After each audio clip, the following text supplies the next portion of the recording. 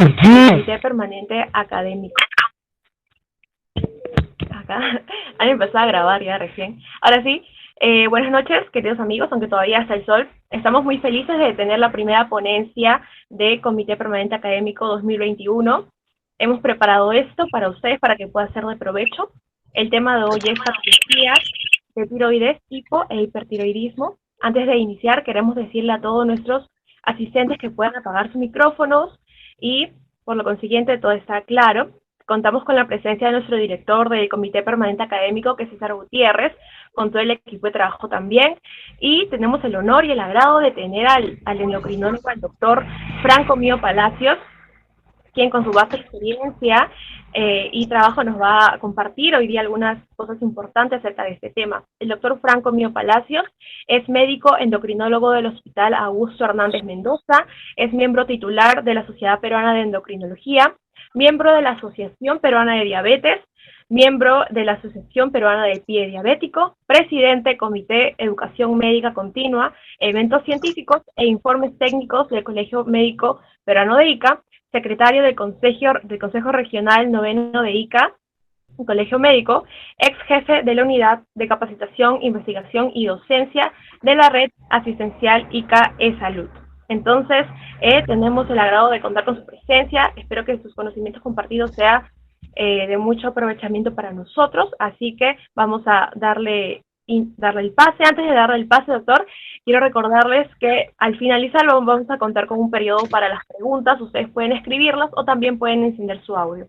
Así que estén atentos, doctor, el tiempo es suyo. Muchas gracias por estar aquí. Muchas gracias por la presentación. Agradezco a la Sociedad Peruana, a la Sociedad Científica de Estudiantes de Medicina de nuestra región y bueno, para nosotros es un placer compartir con ustedes esta conferencia relacionada a los temas de la patología tiroidea más frecuentes, el hiper y el hipotiroidismo. A ver si me ayuda para colocar la presentación.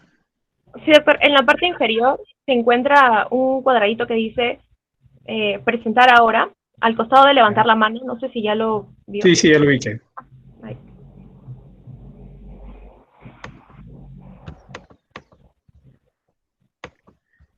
Pero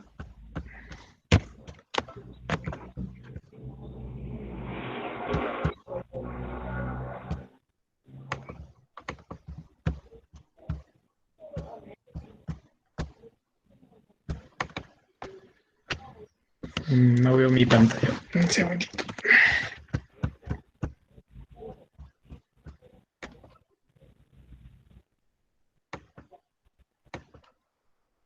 Podemos ver su presentación.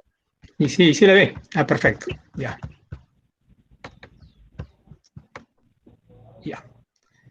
Me están viendo entonces, ¿no? Aló.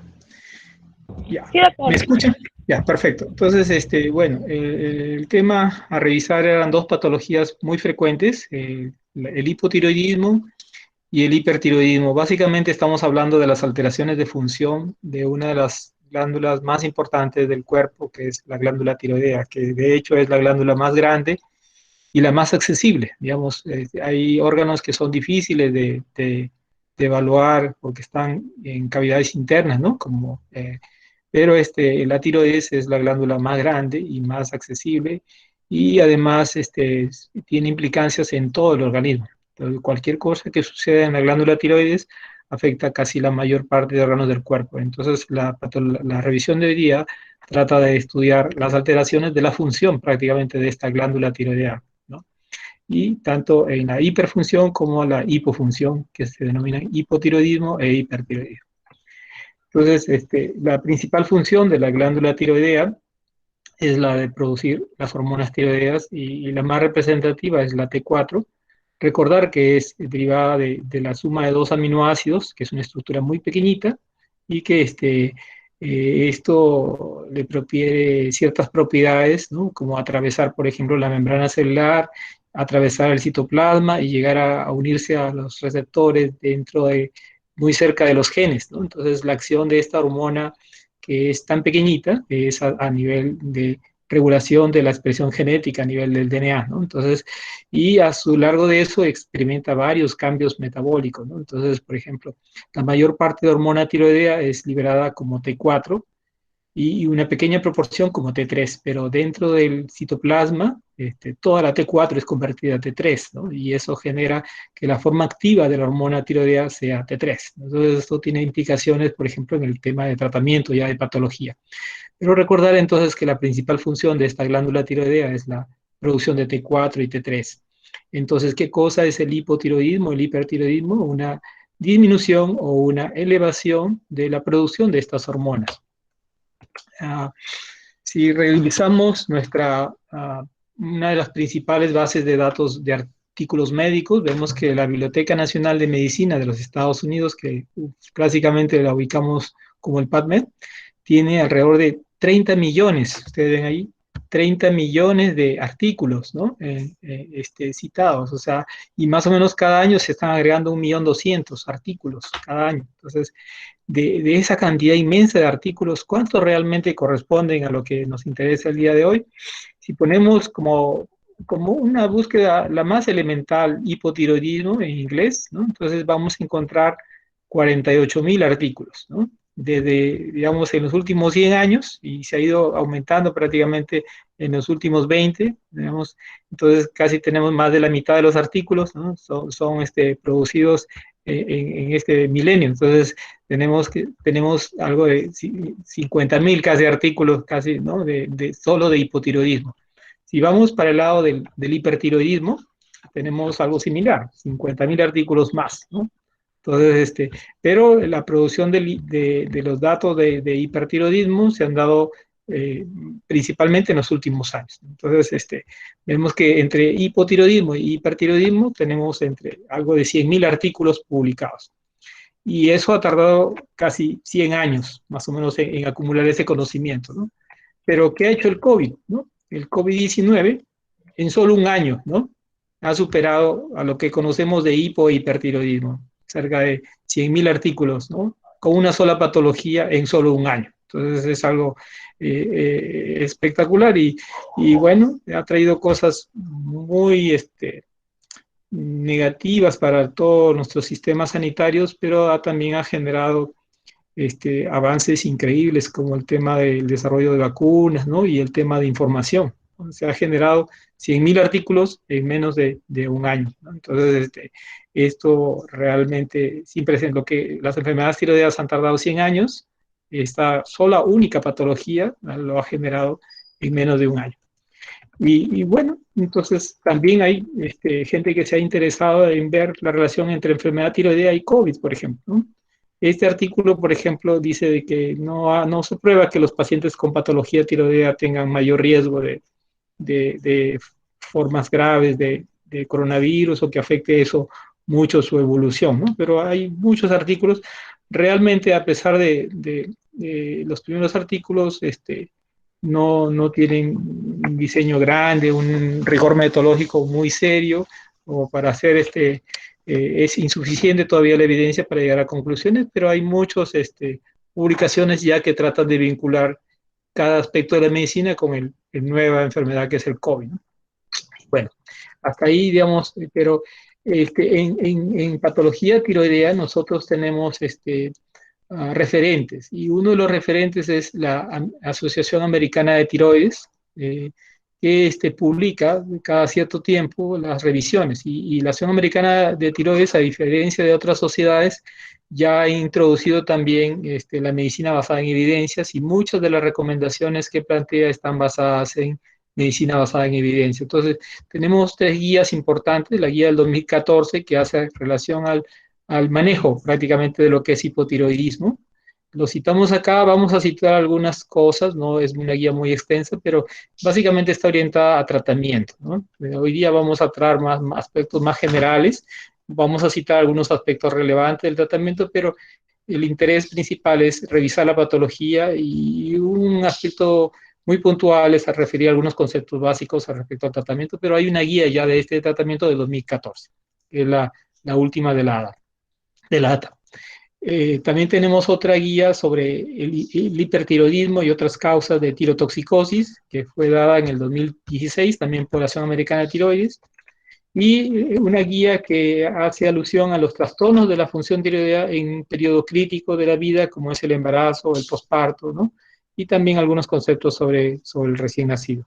Entonces, estos aspectos, a lo que vamos es que hay documentos importantes que si uno quiere profundizar puede encontrarlos en la literatura médica y son fáciles. Entonces, un referente importante, tanto para profesionales como para pacientes, es la Asociación Americana de Tiroides, que tiene documentos donde le explica no solo al médico, sino también a los pacientes, inclusive en español para los pacientes, tiene hojitas de cada una de las patologías, donde le explica con conceptos claros el tema de la función tiroidea. Muchos pacientes no conocen ni siquiera qué cosa es la endocrinología, ni que existe un médico que se llama endocrinólogo, menos que existe otro que se llama tiroidólogo, ¿no? O un experto en tiroides, ¿no? O ni siquiera saben siquiera que existe una glándula que se llama tiroides, ¿no? Para muchas personas la glándula tiroides suena algo desconocido y peor aún las patologías, las enfermedades. Bueno, para los que ya estamos en el campo de la salud, sea como estudiantes de medicina, como médicos de distintos grados de preparación, bueno, recordamos que existen tres niveles, el hipotálamo, ¿no? La hipófisis y la tiroides, y tenemos la hormona liberadora de tirotropina, la TRH, que estimula la hipófisis, y esta libera a la adenihipófisis, que produce la TSH, que estimula a la tiroides, que produce T4 y T3, y estas ejercen efecto feedback negativo sobre la hipófisis y sobre el hipotálamo. Entonces, esto es importante para la hora de interpretar los estudios. Generalmente, por ejemplo, en los hipotiroidismos, bajan los niveles de T4 y entonces se inhibe la retroalimentación y entonces se elevan los niveles de TSH. Entonces, lo característico del hipotiroidismo es niveles bajos de T4 y T3 y niveles muy altos de TSH.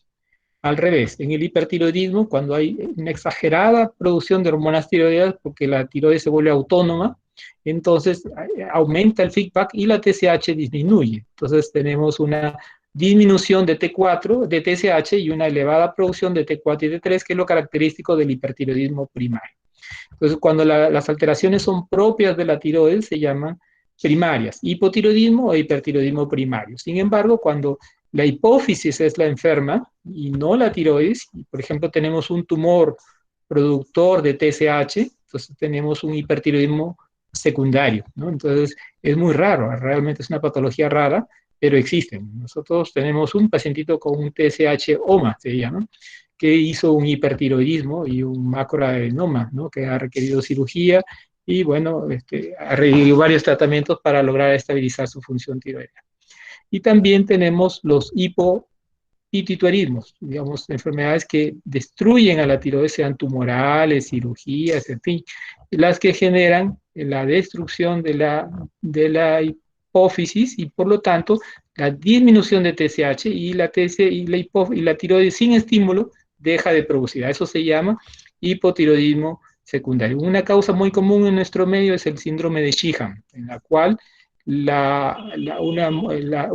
sangrado excesivo en el momento del parto origina la necrosis de la hipófisis y la destrucción y la disminución de muchas hormonas producidas por la hipófisis, incluida la TSH, y por lo tanto se produce un hipotiroidismo secundario. Entonces, esta gráfica es muy importante, tal vez la más importante de toda la presentación, para comprender los diagnósticos y para comprender también los hallazgos. Por ejemplo, cuando es un secundario, entonces vamos a encontrar que tenemos baja la TSH y baja la T3 y baja la T4. Entonces, y ya no se da este mecanismo de retroalimentación porque está afectada la glándula hipófisis, ¿no? Patología más rara también es posible encontrar a nivel más alto, pero lo más común son los hipotiroidismos secundarios, ¿no? Y los hipotiroidismos primarios, hipertiroidismos primarios y mucho más rara el hipertiroidismo secundario. Muy bien. Entonces, si tratamos de comparar, digamos, rápidamente estas dos enfermedades, Obviamente aquí tenemos, este es parte de una infografía de la Clínica de Navarra de España, donde gráficamente nos muestran las alteraciones, exceso de hormonas en el hipertiroidismo, disminución en el hipo, ¿no? Metabolismo acelerado, metabolismo disminuido, aumento de peso en el hipo, pérdida de peso. A pesar de que pareciera muy simple, en el hipertiroidismo, por ejemplo, la pérdida de peso puede ser 10, 15, 20 kilos en un mes. En cambio, en el hipotiroidismo, la subida de peso es de 2 a 4 kilos como máximo. Entonces, hay muchas personas que tratan de diagnosticar según el peso. Por ejemplo, a veces hay un paciente obeso que pesaba 150 kilos, le da un hipertiroidismo y baja a 120 kilos, o sea, pierde 30 kilos y está sentado en la consulta esperando al endocrinólogo y los pacientes le preguntan, señor, ¿usted tiene hipotiroidismo? Y el señor dice, no, yo tengo hiper, pero no le creen, no, pues usted está muy gordito, ¿cómo va a tener hipertiroidismo si pesa 120 kilos? Lo que se produce no es obesidad, sino pérdida de peso en el hipertiroidismo, que puede ser más brusca, y en el hipotiroidismo un aumento de peso que es más leve, de 2 a 4 kilos generalmente.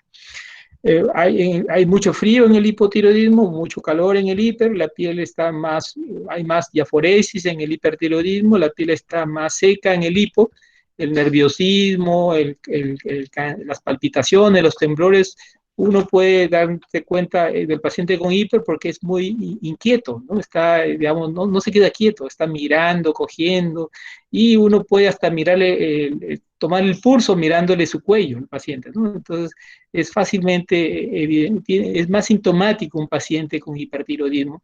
En cambio, el paciente con hipo es calladito, hipoactivo, lento, ¿no? En cuanto a las deposiciones, puede haber estreñimiento crónico en el hipotiroidismo y en el hiper lo que más se ve es el aumento de la frecuencia, más que ver deposiciones líquidas o cosas, va a ver que el paciente va a ir varias veces al día. Bueno, en el hipotiroidismo puede haber edema palpebral, en el hiper puede haber esoftalmo, retracción palpebral, varios signos que vamos a ver más adelante. En ambos puede haber bocio. En la tiroiditis de Hashimoto podemos encontrar tiroides aumentada de tamaño y en el hiper también podemos encontrar un bocio difuso o nódulos tiroideos que son productores de hormonas tiroideas, como vamos a ver. También en ambos hay síntomas que pueden ser comunes. Por ejemplo, en ambos puede haber depresión, puede haber ansiedad, puede haber cansancio. Entonces, estas enfermedades que, como dice la infografía, son opuestas aparentemente, también pueden coincidir. Es posible que un paciente pueda tener en el mismo paciente y en un periodo corto de tiempo, primero un hiper y luego un hipo. Hay una enfermedad que se llama la tiroiditis, que es la inflamación aguda de la subaguda de una inflamación de la tiroides, en la cual puede cursar primero las primeras 6, 8 semanas con hipertiroidismo y luego las 6, 8 semanas restantes un hipotiroidismo y luego restablecer su función tiroidea normal, que es el comportamiento de la tiroiditis subaguda, por ejemplo. Entonces puede darse el caso de que un paciente mismo en distintos momentos desarrolle primero una fase de hipertiroidismo y luego una fase de hipotiroidismo. Entonces, hay que entender que las enfermedades no son tan opuestas como dice la infografía, sino que pueden coexistir en el mismo paciente y uno tiene que tratar de distinguir o reconocer estas variaciones. Bueno, con respecto a esta última, es un refuerzo de lo anterior.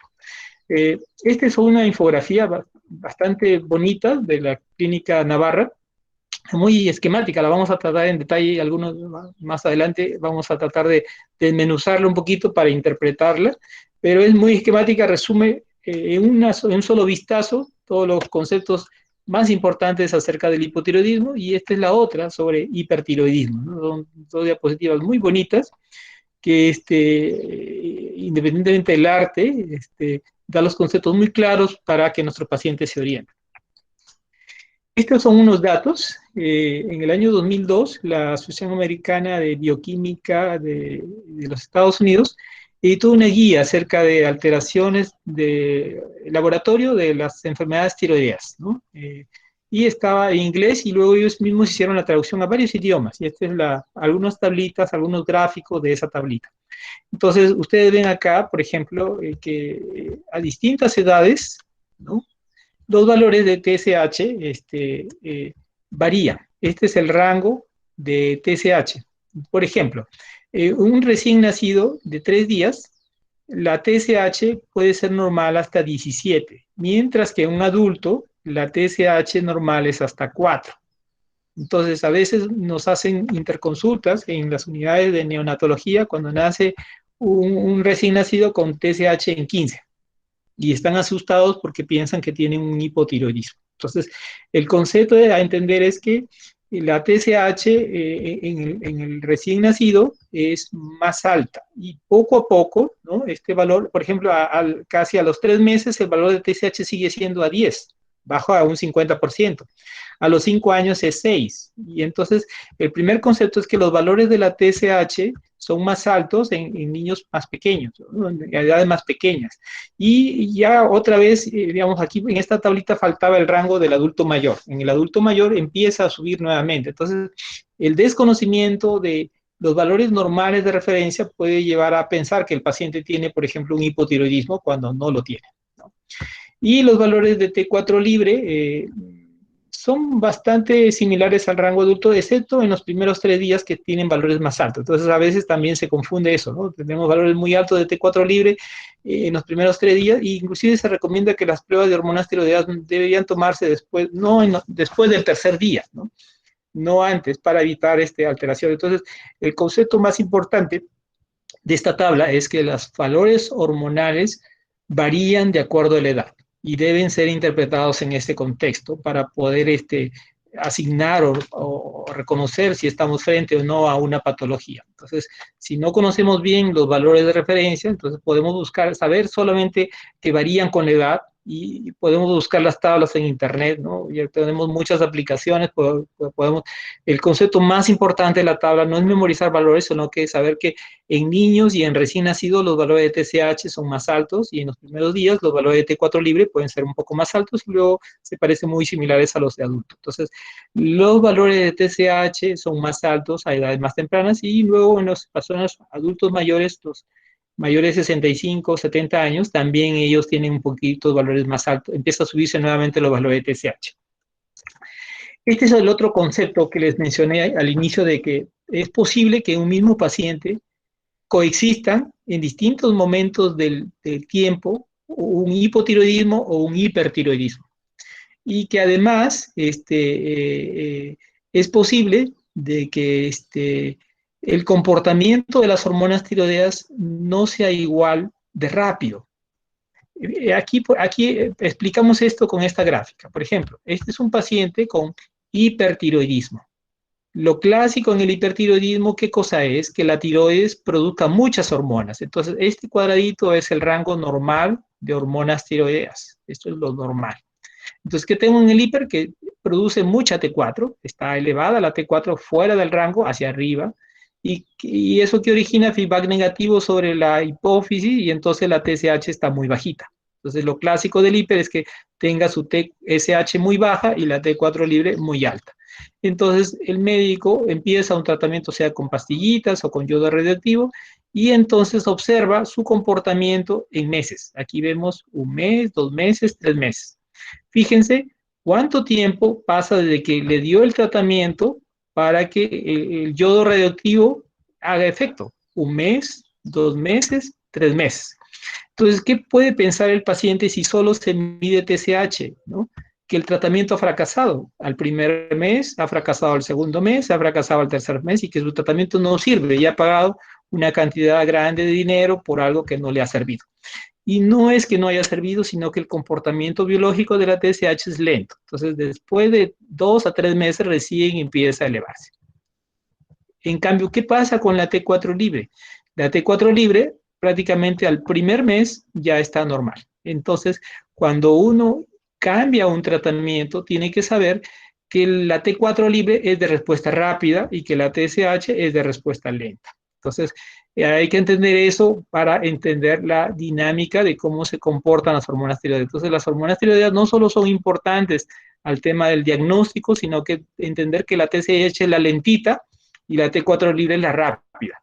Lo mismo ocurre, digamos, cuando ya el paciente, digamos, ya pasan más meses y ya el yodo hace efecto, destruye la tiroides y el paciente se pasa a un hipotiroidismo. Entonces, en el hipotiroidismo que tenemos, que la T4, la tiroides destruida, está muerta por efecto del yodo, ya no produce nada de hormonas tiroideas, están casi en cero, la T4, y la TSH está alta, más de 100. El valor normal es hasta 4 TSH, bien altísima la TSH. Entonces el doctor ya le empieza a dar tratamiento ya para hipo, con hormona tiroidea, la levotiroxina. ¿Y qué es lo que va a pasar? Que la TSH, vamos aquí del mes 4, tarda hasta el sexto mes para normalizarse. O sea, sigue siendo lenta para tratar el hipo y sigue siendo lenta para tratar el hiper. La TSH es la de respuesta lenta. Y la T4 libre prácticamente al mes ya está normal. Entonces, cuando uno trata a un paciente, sea hipotiroidismo o hipertiroidismo, lo que debe mirar más rápido son los valores de T4 y T3. Y debe tener paciencia con los valores de TSH y saber explicarle esto al paciente para que no se desespere y no modifique, no quiera alterar la terapéutica o cambiar de médico, porque muchos pacientes ven los valores de laboratorio y dicen, no está cambiando, no estoy mejorando. Pero el efecto, el concepto de esta gráfica entonces es que las hormonas tiroideas no solo sirven para el diagnóstico, sino para el seguimiento, pero deben interpretarse con cuidado.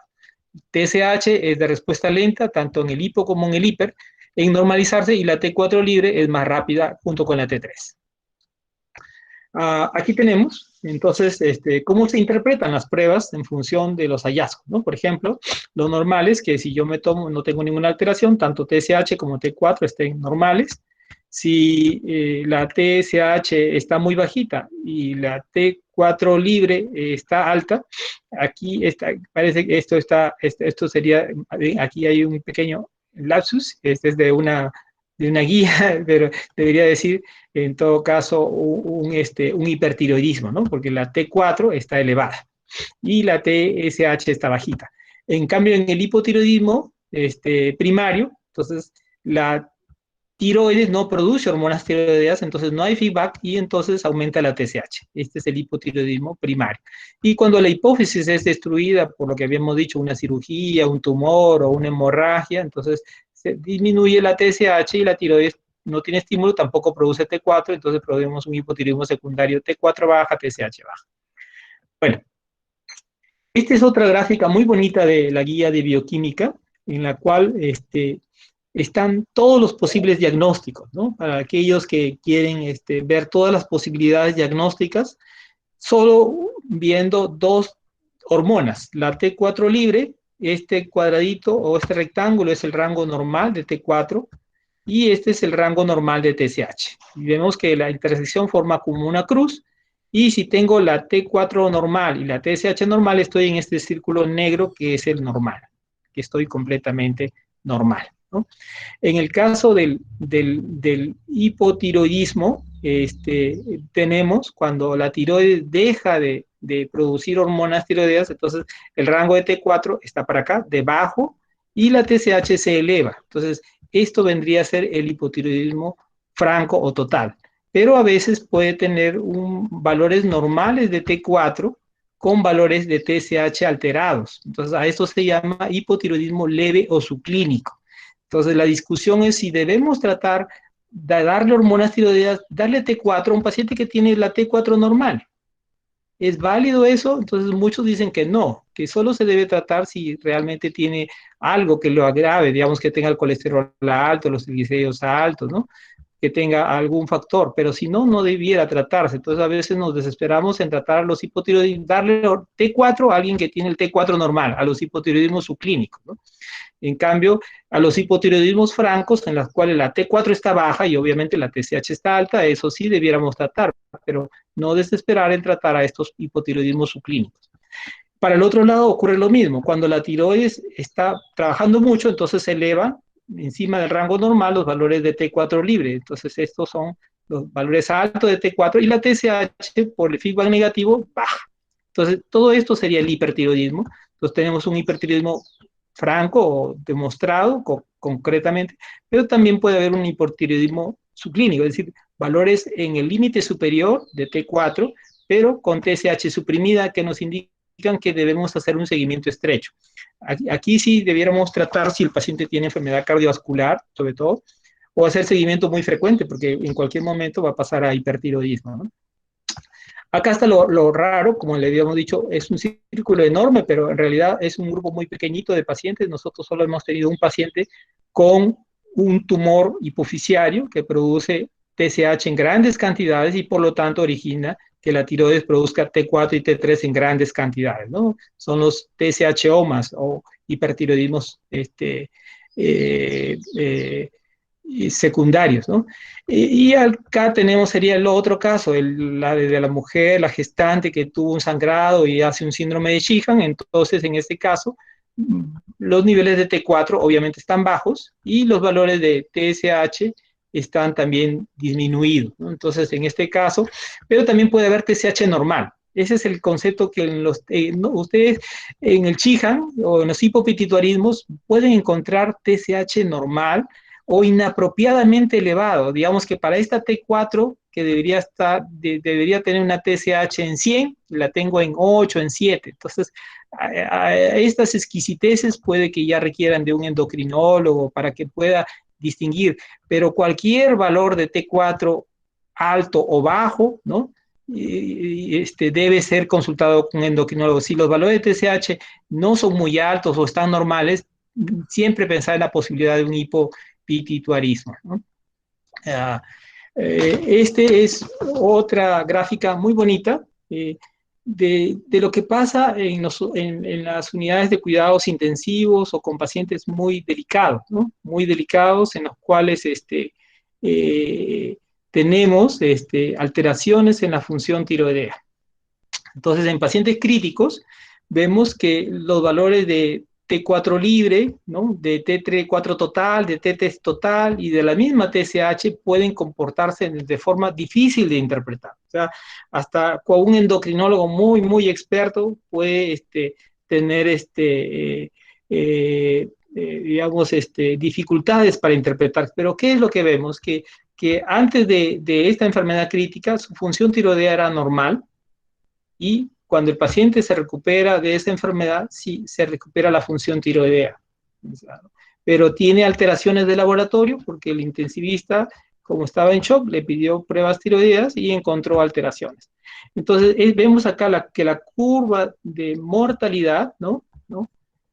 Observa una campana de Gauss, ¿no? Que se correlaciona con, por ejemplo, con la T3 reversa, que no siempre está disponible en todos los laboratorios, o con la disminución de la T4 total o la T3 total, ¿no? Entonces, podrían ser que estos parámetros, la evaluación de la T4 total y la T3 total en pacientes que están en las unidades de cuidados intensivos, podrían, si están muy bajitos, orientarnos a un mayor riesgo de mortalidad en estos pacientes, y no necesariamente requieren hormonas tiroideas, sino que simplemente son alteraciones de lo que se llama el síndrome, alteraciones hormonales en enfermedades no tiroideas. Entonces, entender de que los pacientes agudos, si no hay clínica de enfermedad tiroidea, pero presentan alteraciones de laboratorio, es preferible esperar a que se evolucione para poder reevaluar estas hormonas tiroideas pasado el evento agudo. Bueno, entonces el hipotiroidismo, que es la baja de la función tiroidea, la principal causa de hipotiroidismo es la tiroiditis de Hashimoto, ¿no? En la tiroiditis de Hashimoto tenemos hipotiroidismo, tenemos bocio, que se puede ver, o sea, uno ve un bultito en el cuello, y además presencia de anticuerpos, porque es autoinmune. El sistema inmunológico ataca a la tiroides, la inflama, y esta deja de producir hormonas tiroideas, ¿no? Entonces, esta es la infografía que mencionábamos de la clínica de Navarra, ¿no? Y aquí vemos en detalle, por ejemplo, una tiroides normal, con la hipófisis produce TSH, la tiroides produce T4 y T3, esto regula el metabolismo normal y además ejerce el feedback negativo, eso es lo normal, ¿no? Entonces, y esta es la fisiología normal. ¿Qué pasa en un hipotiroidismo congénito? Donde la tiroides nace atrófica o faltan enzimas en la síntesis de hormonas tiroideas, o nace sin tiroides, o nace con la mitad de la tiroides, o la tiroides está en otro lugar que no le corresponde, en la lengua, ¿no? A lo largo del conducto tirogloso, ¿no? O más abajo en el esternón. Entonces, alteraciones distintas en las cuales la tiroides no funciona, ¿no? o ya sea por alteración bioquímica o anatómica o genética o lo que sea, no funciona. Entonces, ¿qué vamos a tener? Niveles muy altos de TSH. Entonces, este niño, si no es reconocido en las primeras semanas de vida, puede tener un daño neurológico severo. Por eso hay programas de screening para detectar el hipotiroidismo congénito. Entonces, todo recién nacido, en la primera semana de vida, debiera tener un screening para hormonas tiroideas. Ese es el concepto más importante. Más que la gráfica, es que a los bebés todos deben tener pruebitas de función tiroidea, ¿no? Porque si se reconoce, podemos cambiar la vida de esta persona. Puede ser un Albert Einstein, ¿no? Pero si no se reconoce, puede tener un daño neurológico muy severo. En el hipotiroidismo ya, que es el tema que nos interesa, entonces primario, básicamente la tiroides funciona un poquito, digamos, en el caso del hipotiroidismo primario franco total, casi no produce hormonas tiroideas, entonces el feedback está disminuido y la TSH está muy gordita, aumentan los niveles de TSH. En el hipotiroidismo leve produce un poquito de hormonas tiroideas en el límite normal, a veces inferior, pero el feedback no alcanza y por lo tanto se eleva la TSH. Y la TSH incrementa para tratar que la tiroides crezca y produzca mayor hormonas tiroideas. Una compensación parcial, digamos, en el hipotiroidismo subclínico. Entonces, ¿cuáles son las principales causas del hipotiroidismo? A la cabeza, como lo habíamos dicho, la causa autoinmune, la tiroiditis de Hashimoto, ¿no? Que es más del 60%. Otras causas, cirugías. Por ejemplo, si tengo un cáncer de tiroides o tengo un hipertiroidismo y me dan yodo radioactivo, entonces la causa de intervención médica, digamos, los tratamientos médicos pueden causar el hipotiroidismo, ¿no? Otras causas, bueno, medicamentos, por ejemplo, la amiodarona, ¿no? Que se usa en cardiología, puede producir este problema, ¿no? Alteraciones congénitas, ya hemos visto. Y bueno, las mujeres tienen 3 a 1 más posibilidades de hacer no solo hipo, sino hiper y muchas otras enfermedades tiroideas en relación a los varones. El más común se piensa que son los estrógenos y la teoría del microquimerismo, que digamos parte de las células fetales en el momento del parto se insertan en la tiroides, las que podrían originar las alteraciones más frecuentes en mujeres que en varones. Y ahí tenemos la diferencia entre un hipotiroidismo primario y lo que vendría a ser un Sheehan, ¿no? En el cual está dañada la hipófisis. Bueno, con respecto al tratamiento, el tratamiento es dar levotiroxina, ¿no? Pero hay que darlo todos los días de la vida prácticamente. Entonces, ya habíamos visto que la causa más común es más común en mujeres. Estas son algunas perlitas, preguntas de residentado y preguntas de examen que pueden anotar a la presentación. La voy a dejar a sus compañeros. Solo vamos a dar unas pinceladitas de aspectos importantes, ¿no?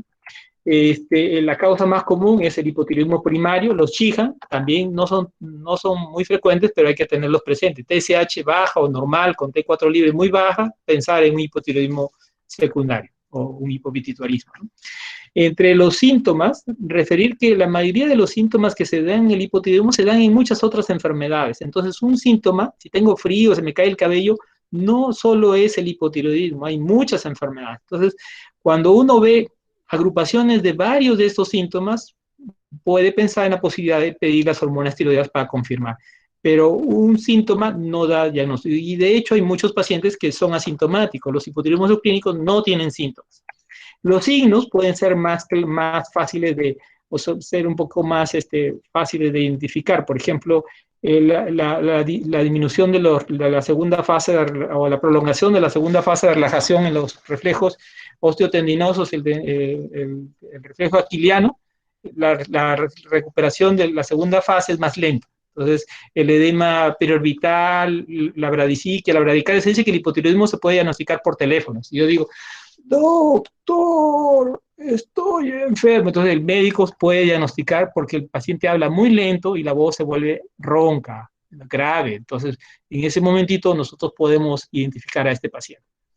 Otro problema es que en los hipotiroidismos centrales, si es por un tumor, por ejemplo, puede haber problemas visuales, disminución de la visual o una tosis palpebral puede indicar que el problema es central, ¿no? Una de las principales causas de colesterol es el hipotiroidismo. Cuando tengo un paciente que no tiene colesterol alto y le dan tratamiento con estatinas o dosis altas y no baja, una causa frecuente es el hipotiroidismo. Descarten siempre hipotiroidismo cuando tienen niveles altos de colesterol, ¿no?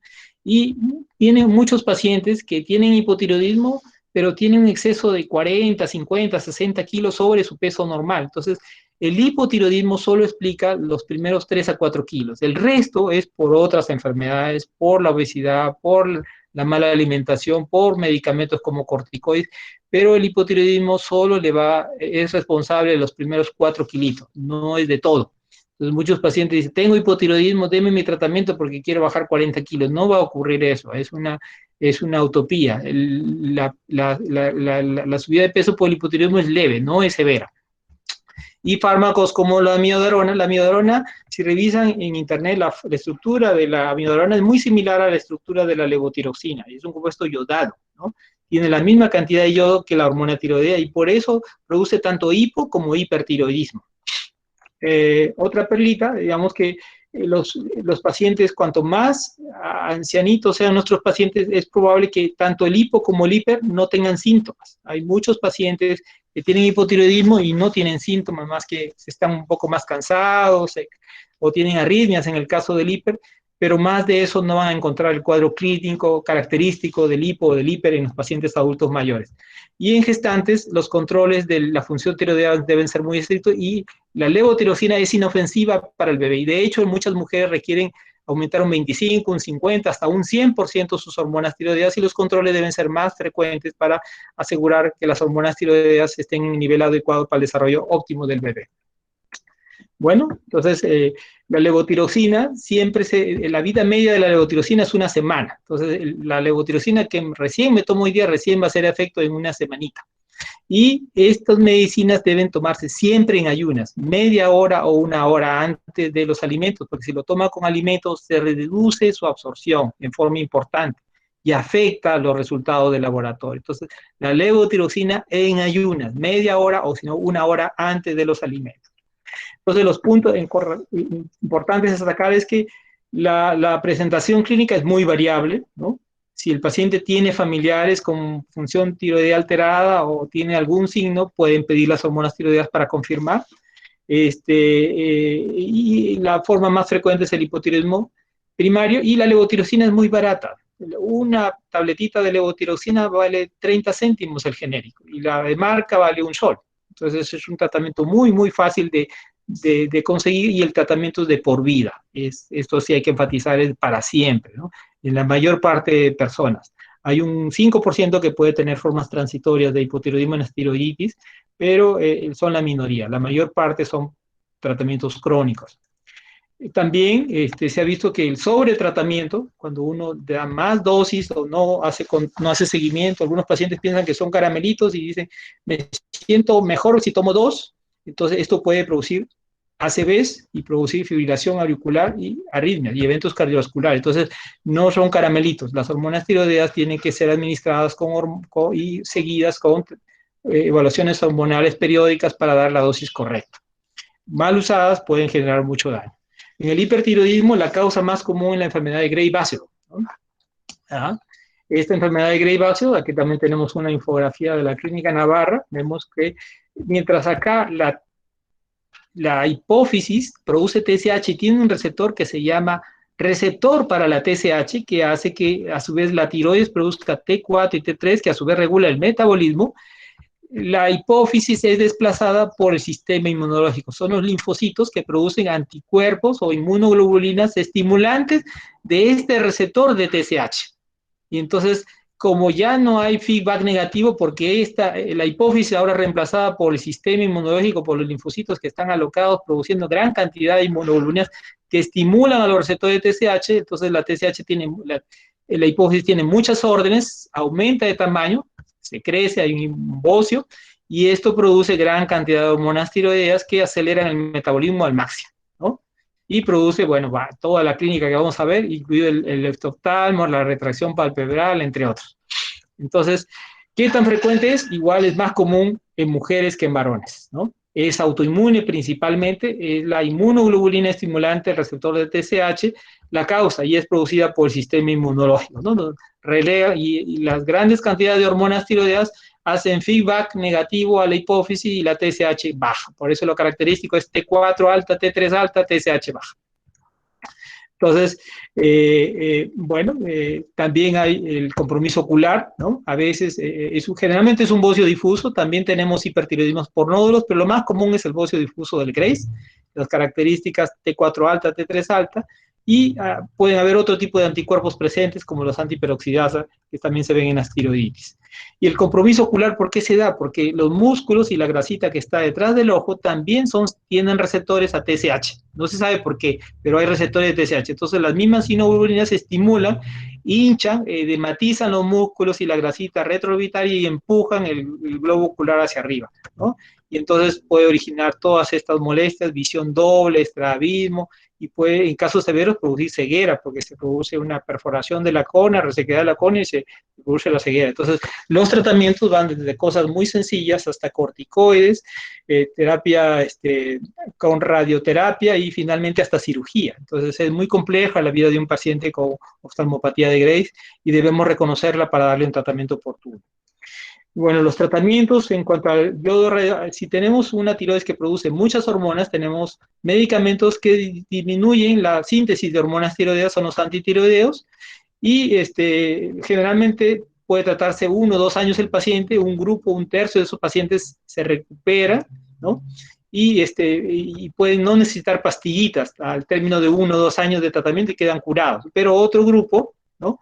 Que se puede presentar una recaída. De los que presentan recaídas, pueden ir a terapia con yodo radioactivo o a cirugía, ¿no? Dependiendo del caso. Hay pacientes que son alérgicos al yodo y son alérgicos a las pastillitas, ¿no? O hay pacientes que hacen reacciones adversas severas a las pastillitas y tienen que ir de frente a cirugía, ¿no? Entonces, tenemos distintos tratamientos. Los americanos optan más por el tratamiento con el yodo radioactivo, los europeos y los asiáticos a veces tienen, las escuelas europeas tienen más prudencia con el manejo del yodo radioactivo. Entonces, lo más importante es que pueden producir efectos serios sobre el corazoncito, ¿no? Puede producir insuficiencia cardíaca y pueden producir también osteoporosis. La causa más común es la enfermedad de Graves ácido, que implica bocio, el hipertiroidismo, es decir, elevación de hormonas tiroideas y compromiso ocular, ¿no? Compromiso de músculos y la grasita periorbitaria. Hay nódulos tiroideos autónomos, únicos o múltiples, que pueden producir también grandes cantidades de hormonas tiroideas, ¿no? Las inflamaciones de la tiroides virales, las subagudas, producidas por virus, ¿no? Tenemos ahora en este tiempo de COVID muchos pacientes que han hecho tiroiditis, algunos son reportes muy pequeños como para hacer una entidad nosológica, pero cualquier virus del sistema respiratorio puede preceder 1 o 2 semanas la inflamación de la glándula tiroides, que se llama tiroiditis subaguda. También hay otro tipo de tiroiditis, la tiroiditis linfocítica, que también tiene una fase de hipertiroidismo, y después del parto también puede darse una tiroiditis que generalmente sí es autoinmune, la posparto. Esta puede tener una fase de hiper y luego una fase de hipotiroidismo. Entonces las tiroiditis son clásicamente las enfermedades que tienen las dos enfermedades en distintos momentos del tiempo. Y generalmente la recuperación es casi del 95% pasados unos meses. Entonces, lo característico del hiper es niveles altos de T4 y T3 con niveles bajos de TSH. Estos son los signos más característicos: el temblor, el pulso, el número de frecuencia aumentado, la gran pérdida de peso. El paciente habla a veces como si estuviera llorando, ¿no? Y como digo, dependiendo de la severidad, también podemos tener emergencias. Tenemos la tormenta tiroidea en el hipertiroidismo y el coma medicamatoso en el hipotiroidismo. El tratamiento puede variar dependiendo de la etiología. Lo más usados son los medicamentos, el metimazol y el propiltiuracilo. En gestantes a veces se prefiere el propiltiuracilo por la posibilidad de menor daño o menor tasa de efecto sobre el feto. En nuestro país no tenemos propiltiuracilo, ¿no? Solo tenemos metimazol. El yodo radioactivo es una buena opción, es un tratamiento un poquito más caro y no hay en todas las ciudades, ¿no? En Lima es el centro donde hay el Instituto de Energía Nuclear, que nos proporciona el yodo radioactivo para administrar a nuestros pacientes. Y bueno, la cirugía también es un tratamiento ya abandonado, solo reservado para los pacientes que son alérgicos al yodo y alérgicos a los antitiroideos, ¿no? O cuando está combinado con nódulos autónomos o la coexistencia de tumores sospechosos de cáncer de tiroides, en ese caso puede ser terapia de primera línea. Los beta bloqueadores, las hormonas tiroideas, aumentan la expresión de receptores adrenérgicos, sobre todo en el corazón, por eso aumenta la taquicardia. Entonces, cuando un paciente con hiper le damos beta bloqueadores, mejoramos sus síntomas, también puede mejorar el temblor. Entonces, parte del tratamiento son los beta bloqueadores. Bien, entonces hasta ahí era la presentación que les traíamos. Decíamos hacer eh, tener algunas preguntas. El concepto es que en nuestra experiencia, la mayor parte de pacientes vienen referidos por otros pacientes, ¿no? Teníamos una profesora de secundaria que le diagnosticamos un hipertiroidismo y recibió su tratamiento con antitiroideos y luego yodo radioactivo y luego bueno, pasó a un hipotiroidismo y se controló, pero ella poquito a poquito empezó a hacer el diagnóstico de enfermedades tiroideas en su familia, primero, familiares, y luego en el centro donde trabajaba, ¿no? Y ha enviado muchísimos pacientes porque ellos están más interiorizados de las patologías de los síntomas que experimentan, ¿no? Entonces, este concepto va en el sentido de que debemos escuchar a los pacientes, ¿no? Y prestar atención a los síntomas que ellos nos refieren, ¿no? Entonces, cuando un paciente suele manifestarnos una queja es porque realmente la está sintiendo y es probable que sea la clave que nos permita descubrir enfermedades de este tipo, ¿no? Ah,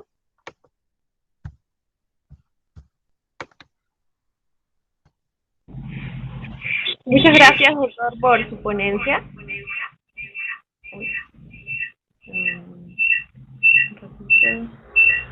Y ahora sí. Ahora sí vamos a pedir a los compañeros si tienen algunas preguntas que puedan escribirla en el chat o si gustan pueden encender su audio.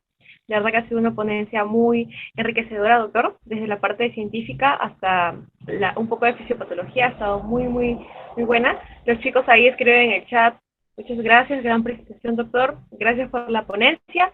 La compañera Carla Renata pregunta, mencionó que en el Perú no hay propiltiuracilo, el medicamento. Entonces, ¿con qué se trata a las pacientes gestantes con hipertiroidismo? Claro, bueno, como saben, el tema de desarrollar investigación en gestantes es un poquito, desde el punto de vista ético, un poquito difícil, ¿no? Entonces, realmente las evidencias no son muchas, ¿no? Pero en nuestro país, por décadas, se tratan los hipertiroidismos con tiamazol en el Perú, ¿no? Hay algunas pocas pacientes que pueden traer el medicamento de otros países, de Chile, de Argentina, de España, ¿no? Pero son una minoría. La mayor parte de nuestras pacientes gestantes, que es el hipertiroidismo, como saben, da a mujeres y a mujeres jóvenes y mujeres que están en edad de embarazarse y muchas se embarazan, de hecho. Entonces, los antitiroideos se dan en el embarazo, pero la recomendación es que en el caso del tiamazol no sobrepasar los 15 o 20 miligramos, ¿no? También, si es necesario usar beta bloqueadores, deben usarse por el periodo más corto posible, porque el uso prolongado de beta bloqueadores también puede tener efectos sobre el crecimiento del bebé, por ejemplo. Entonces, no se debe abusar de los beta bloqueadores por periodos muy prolongados y los antitiroideos deben ser usados en dosis bajitas. Inclusive, algunas guías promovían que si es posible en el primer trimestre suspender los antitiroideos porque, como sabemos, la embriogénesis y la formación de los órganos y aparatos del bebé se producen en el primer trimestre, ¿no? Hasta las 12 semanas se desarrollan todos los órganos. Entonces, las malformaciones ocurren en este periodo. Entonces, muchas guías promovían que en ese momento se reduzca lo más, o si el paciente está relativamente compensado, porque en el embarazo hay una tolerancia inmunológica y muchas enfermedades autoinmunes, como el hipo y el hiper, pueden mejorar.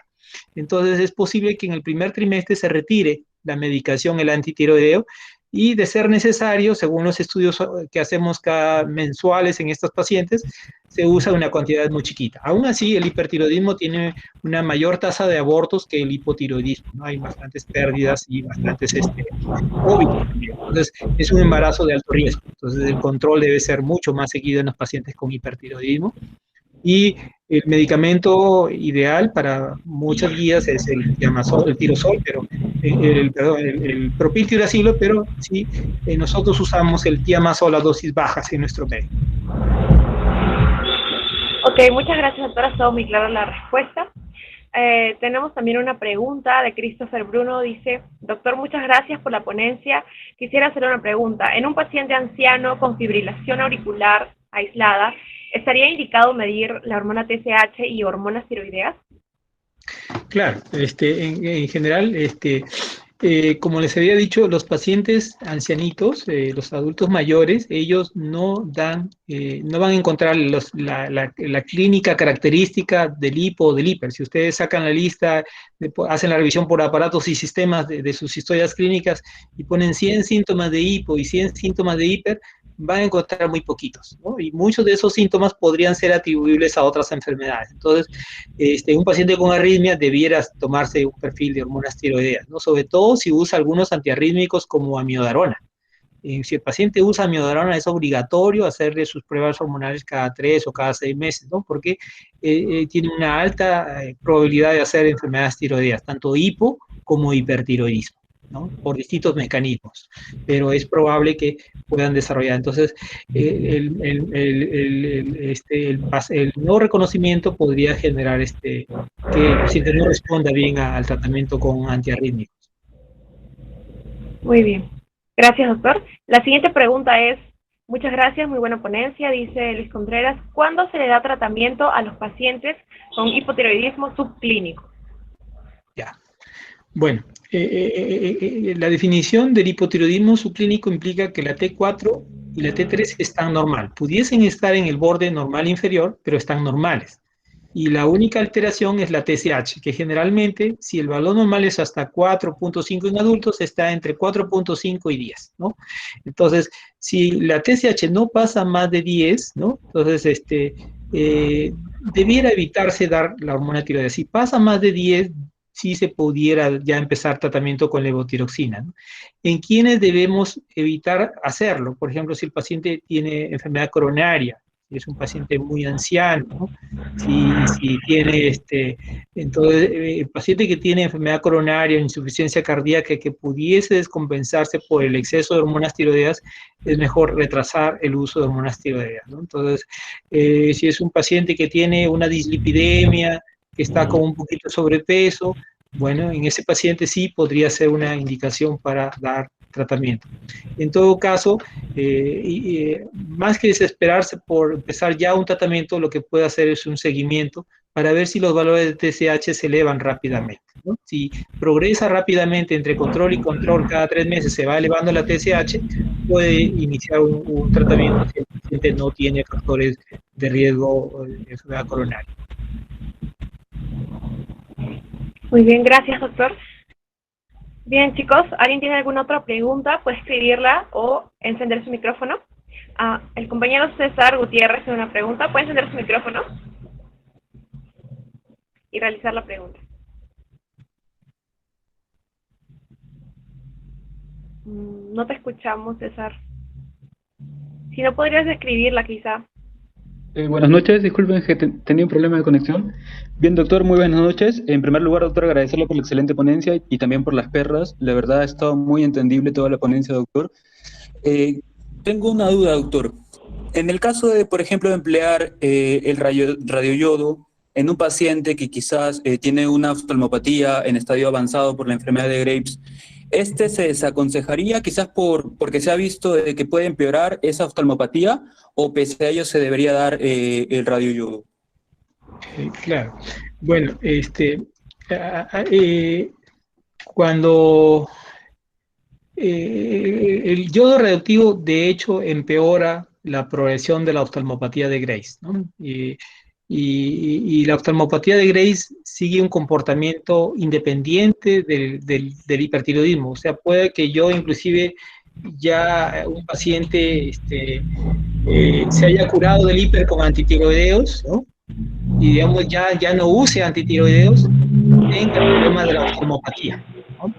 O el paciente haya sido sometido a una cirugía y haya pasado más bien a un hipotiroidismo y ya esté en el tratamiento con levotirosina y tener la oftalmopatía. Y a veces inclusive la oftalmopatía puede aparecer antes de que le dé el hiper. Hay pacientes que tienen 2 o 3 años visitando a un oftalmólogo por esa oftalmopatía y después de 2 o 3 años recién desarrollan hipertiroidismo. Entonces, a pesar de que tienen el mismo origen autoinmune, pueden aparecer en momentos distintos y tener un comportamiento independiente de respuesta a un tratamiento. Entonces, hay pacientes que lastimosamente son alérgicos al yodo, a los antitiroideos o hacen reacciones graves a las antitiroideos y no nos queda otra que darle terapia con yodo radioactivo. Por ejemplo, si le da una baja de los glóbulos blancos, una granulocitosis a tiamazol, que ocurre 13.000 o 5.000, entonces hay que darle tratamiento con yodo radioactivo. ¿Qué se puede hacer? Por ejemplo, en algunos sitios se da terapia con corticoides previo a la terapia con yodo radioactivo para atenuar un poco la respuesta, ¿no? No hay grandes estudios, no hay grandes evidencias sobre eso, pero en el caso de que fuese obligatorio, indispensable, no hay otra opción, lo que puede dar es terapia con corticoides, también terapia biológica para atenuar la respuesta, ¿no?, de este paciente, ¿no? Y posterior a eso se puede ya someter al paciente con oftalmopatía de Grace a otro tipo de tratamiento, radioterapia o cirugía. Entonces, sí se puede dar, ¿no? El consejo es que si ya no queda otra, puede preparar al paciente con corticoides en pulsos para recibir con un poco más de seguridad la terapia con yodo radioactivo. Muy bien, gracias, doctor. Ahora tenemos una pregunta de Felipe Yarasca. Va a encender también su micrófono. Y luego una pregunta del chat. Felipe, te damos el pase. Sí, muchas gracias, doctor Meo, por la ponencia. Excelentes datos. Doctor, mi pregunta era, luego de iniciar el tratamiento en un paciente X, digamos, con amiodarona, ¿a los cuántos meses debería solicitar yo el perfil tiroideo aproximadamente? Se dice que a los 6 meses debe empezar a solicitar usted su perfil de hormonas tiroideas, ¿no? Porque la estructura molecular de la miodarona y el yodo que contiene la molécula es muy similar a la levotiroxina. Entonces, y tanto por mecanismos propios a la similitud del medicamento estructural como del sistema inmunológico, podemos desarrollar tanto hipo como hipertiroidismo. Entonces, 6 meses es el tiempo de haber iniciado la miodarona para empezar a solicitar pruebas de función tiroidea en los pacientes que reciben amiodarona. A veces tenemos pacientes que tienen 2, 3 años, ¿no?, y no han tenido una evaluación tiroidea, ¿no?, y vienen ya con clínica ya de hipertiroidismo, de hipo, ¿no? Entonces, entonces, lo ideal es que empecemos tempranamente, a los 6 meses, ya a hacer ya el screening de hormonas tiroideas en estos pacientes. Muy bien, muchas gracias, doctor. Tenemos ya la última pregunta de la noche de esta ponencia. Dice Mario Camargo: doctor, buenas noches, excelente ponencia. Mi pregunta es la siguiente. ¿Podría un paciente con hipo o hipertiroidismo ser resistente a los medicamentos que se les receta para sus tratamientos? Y de ser así, ¿qué se haría en esos casos? Ya, bueno, generalmente la resistencia pudiese ser a un diagnóstico inadecuado. Digamos, por ejemplo, en el caso del hipertiroidismo secundario, por ejemplo, que el TSH-OMA, ¿no? Si uno piensa solo en un hipertiroidismo, que todos los hipertiroidismos son primarios y sigue subiendo las dosis de antitiroideos, entonces, y puede inclusive enviar a este paciente a terapia con yodo radioactivo, puede no responder. Entonces, cuando hay una respuesta inadecuada, tiene que lo primero es reevaluar su diagnóstico, ¿no? Si se trata de un hipertiroidismo primario o podría ser un hipertiroidismo secundario. En ese caso tendría que pedir una resonancia magnética. Si la resonancia confirma que es un hipertiroidismo secundario, el tratamiento ya no es antitiroideo, sino es una cirugía para sacar el adenoma productor de TSH, ¿no? Entonces el tratamiento depende del diagnóstico preciso. También existe resistencia a hormonas tiroideas. Hay una patología que se llama resistencia a hormonas tiroideas que puede ser de dos tipos, periférica o sistémica, ¿no? Y central, digamos que solo la resistencia está a nivel de la hipófisis, ¿verdad? Pero no hay resistencia en el resto de tejidos. Las hormonas tiroideas tienen receptores en todos los tejidos, desde el cabello hasta los pies, y también en el sistema, en la hipófisis, obviamente, y en muchas células.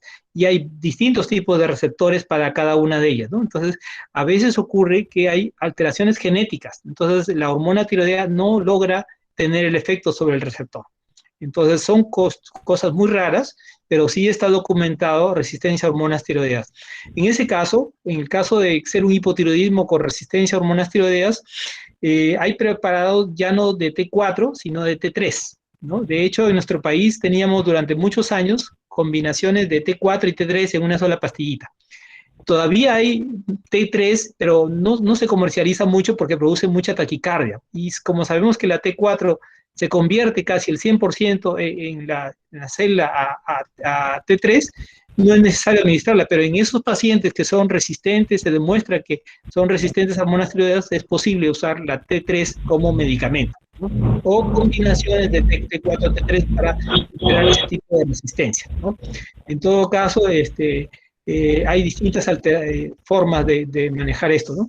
Y bueno, la otra opción es, digamos, de tratamiento son cuando tenemos las emergencias. Por ejemplo, en el caso de un coma mixedematoso, donde sabemos que la vida media de la levotirosina es de una semana y el efecto es lento porque es genético, hay T4 y T3, T4 endovenoso, ¿no? Que se usa en las unidades de cuidados intensivos, ¿no? Donde tienen pacientes con comas mixedematosos muy severos, donde la mortalidad es casi del 50%, se puede disponer de T4 endovenoso para ese tipo de pacientes, ¿no?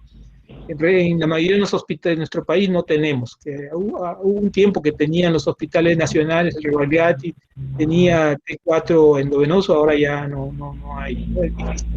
Entonces se tiene que recurrir a otras formas de administración.